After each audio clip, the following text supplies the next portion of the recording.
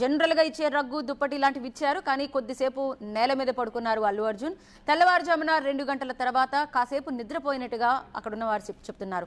ఉదయం 5:45 బన్నీకి మెలకువ వచ్చిందని చెప్తున్నారు. ఎస్, మనం లైవ్ లో కూడా మనం విజువల్స్ చూడొచ్చు. మళ్ళీ వంశీ అండ్ దిల్ రాజు వారందరూ అక్కడికి చేరుకున్నారు. కాస్త వాళ్ళ ఫాదర్ తో మాట్లాడుతూ ధైర్యంగా అండ్ వారు కాస్త ఉత్సాహంగా ఉన్నట్టుగా కూడా మనకు కనిపిస్తోంది.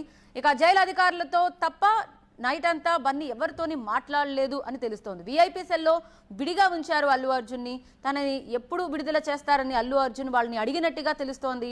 రాత్రి అల్లు అర్జున్కి భోజనం ఇచ్చారు, కానీ ముందుగా తినేందుకు ఇష్టపడలేదు. ఆ తర్వాత మాత్రం కాస్త పప్పన్నం తిన్నట్టుగా, మంచినీళ్ళు కూడా తాగినట్టుగా వారు ఇక్కడున్న అధికారులు చెప్తున్నారు. ఉదయాన్నే ఫార్మాలిటీస్ అన్ని కూడా పూర్తయిన తర్వాత 6:39 అల్లు అర్జున్ విడుదల చేశారు. సాధారణ ఖైదీలాగే అల్లు అర్జున్ ట్వీట్ చేశారు జైలు అధికారులు.